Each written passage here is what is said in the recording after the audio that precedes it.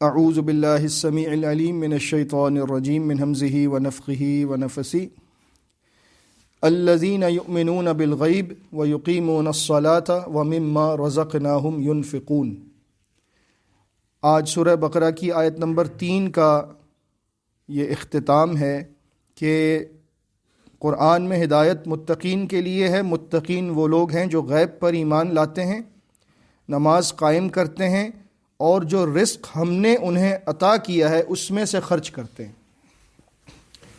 ہم غیب پر ایمان لانے کے جزیات پر کچھ بات کر چکے ہیں، نماز قائم کرنے پر بات کر چکے ہیں، اور آج ہمارا موضوع ہے کہ اللہ نے جو رزق دیا ہے اس میں سے خرچ کرتے ہیں۔ سب سے پہلی بات سمجھنے کی یہ ہے کہ انسان اگر یہ سمجھ لے کہ جو میرے پاس مال ہے، دولت ہے، رزق ہے، یہ سب میں نے حاصل کیا ہے، تو پھر وہ خرچ کرتے ہوئے کافی بخیل بن جاتا ہے۔ لیکن اگر اس کو یہ احساس پیدا ہو جائے کہ یہ میرا نہیں ہے بلکہ اللہ نے مجھے دیا ہے، تو پھر جب اس کو یہ احساس پیدا ہو جائے گا کہ اللہ نے دیا ہے تو پھر اللہ کے حکم پر خرچ کرنا آسان ہو جائے گا۔ مثال کے طور پر ہم اپنے کسی چھوٹے بچے کو، چھوٹا بچہ ہو 2 سال کا، 4 سال کا، وہ دیکھ رہا ہے کہ ہمارے ہاتھ میں کوئی ایسی چیز ہے جو اسے بہت پسند ہے، تو وہ مانگتا ہے اور ہم اسے کہتے ہیں کہ نہیں دیتا تو وہ ناراض ہو جاتا ہے، پھر روتا ہے، پھر ہم اسے منانے کے لیے وہ دے بھی دیتے ہیں۔ جب اس کے ہاتھ میں وہ لگ جائے اور آپ دیتے ہوئے اس سے کہیں کہ بس تھوڑی سی کھا کر واپس دے دینا، لیکن جب وہ اس کو کھانا شروع کر دے پھر آپ لے سکتے ہیں اس سے؟ نہیں لے سکتے، تو وہ بچہ ہے۔ لیکن ہم عقل مند سمجھدار لوگ ہیں۔ بالکل اسی طرح اللہ نے ہمیں دنیا میں تھوڑا سا مال دیا ہے استعمال کرنے کے لیے، اور وہ واپس اسی میں سے مانگتا ہے، اور ہم کیا کہتے ہیں؟ نہیں، یہ میرا ہے، میں کیوں دوں؟ میں نے محنت سے کمایا ہے، میں کیسے دے دوں؟ میں غریبوں کو کیوں دوں؟ یہ میری چیز ہے۔ تو بالکل وہی بات ہمارے اندر پیدا ہو جاتی ہے جو اس بچے میں پیدا ہوتی ہے کہ دیا گیا تھوڑے استعمال کے لیے اور پورا قبضہ کر کے بیٹھ گیا، دینا نہیں ہے اب۔ لہٰذا عقل مندی کا تقاضا یہ ہے کہ سمجھیں کہ جس نے دیا ہے وہی مانگتا ہے، اور جب وہ مانگتا ہے تو اس کا حق ہے اس پر پورا، وہ چاہے تو چھین کر بھی لے سکتا ہے، لیکن یہ اس کی محبت ہے کہ وہ ہم سے مانگتا ہے، چھینتا نہیں ہے۔ اور جب وہ مانگتا ہے تو ہمارے دینے پر ہمیں اجر بھی دیتا ہے۔ سبحان اللہ، یہ سوچنے والی بات ہے۔ ایک تو دیا اس نے، مانگتا ہم سے ہے، اور ہم دے تو اجر بھی دیتا ہے، جنت بھی دیتا ہے، دنیا میں بلائیں ٹالتا ہے، مصیبتیں دور کر دیتا ہے، اور آخرت میں ہمارے لیے آسانیاں کر دیتا ہے۔ یہ بات سوچ لیجئے کہ مال اللہ کا ہے، مانگا اس نے ہے، اس کا ہی حق ہے۔ میں دوں گا تو کوئی میں نے احسان کسی پر نہیں کیا، اور وہ دوں گا تو مجھے اجر بھی مل جائے گا، اور کیا چاہیے؟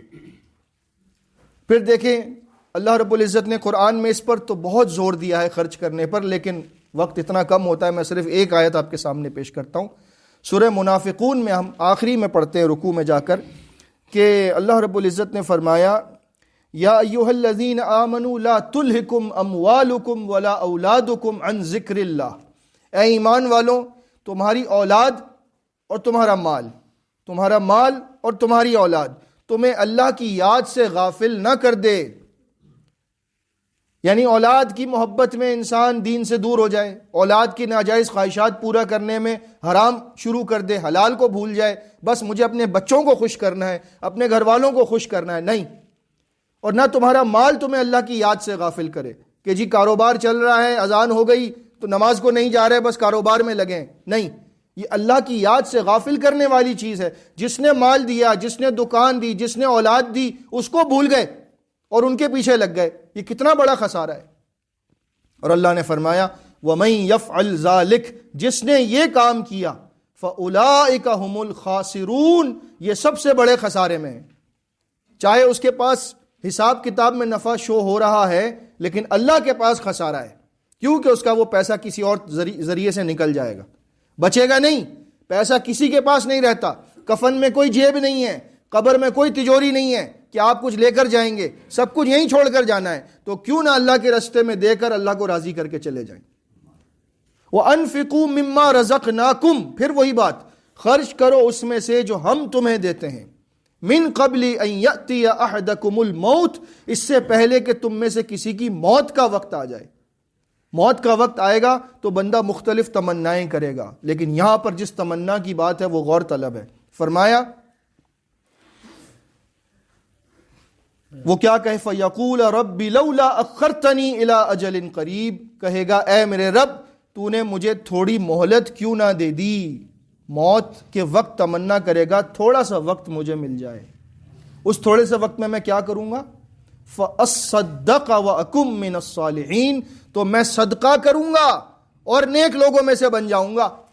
یعنی مرنے والے کی سب سے بڑی تمنا یہ ہے کہ میں صدقہ تھوڑا اور کر دوں، کیونکہ اس کو صدقات کے فوائد نظر آ جائیں گے موت کے وقت، اور نہ کرنے کے نقصانات نظر آ جائیں گے موت کے وقت، تو وہ سوچے گا کاش کہ میں صدقہ کر دوں، مجھے تھوڑا سا وقت مل جائے اللہ کے پاس سے تو میں نیک لوگوں میں سے ہو جاؤں گا۔ معلوم ہوا نیک لوگوں کی بہت بڑی صفت یہ ہے کہ وہ خرچ کرتے ہیں، سرًا وعلانیہ، پوشیدہ بھی خرچ کرتے ہیں، اعلانیہ بھی خرچ کرتے ہیں، باللیل والنہار، رات میں بھی خرچ کرتے ہیں، دن میں بھی خرچ کرتے ہیں، اور اللہ رب العزت کی رضا کے لیے خرچ کرتے ہیں، کسی پر احسان نہیں کرتے۔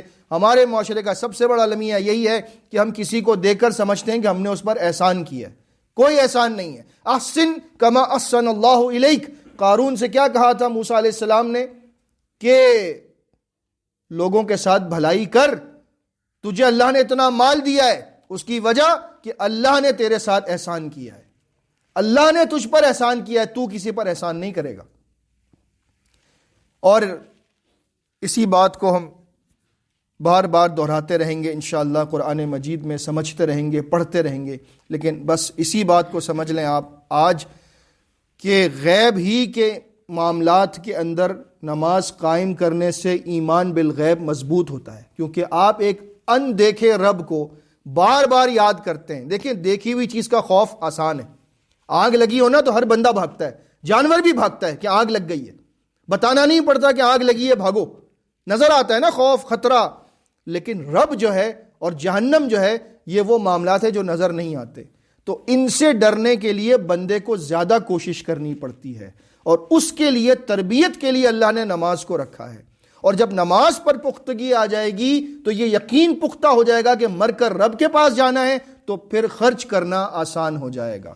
اسی لیے میں نے آپ سے کہا تھا کہ یہ ترتیب بڑی زبردست ہے جو سورہ بقرہ میں دی گئی ہے کہ پہلے ایمان بالغیب، پھر نماز، اور اس کے بعد خرچ کرنے پر بات آتی ہے۔ اللہ تعالی ہمیں ان تینوں اعمال پر پوری طرح سے عمل کرنے کی توفیق عطا فرمائے تاکہ ہم بھی متقین میں سے بن جائیں، اور اللہ رب العزت کے قرآن سے جو لوگ ہدایت حاصل کریں گے ہم ان میں شامل ہو جائیں۔ آمین۔ استغفر اللہ استغفر اللہ۔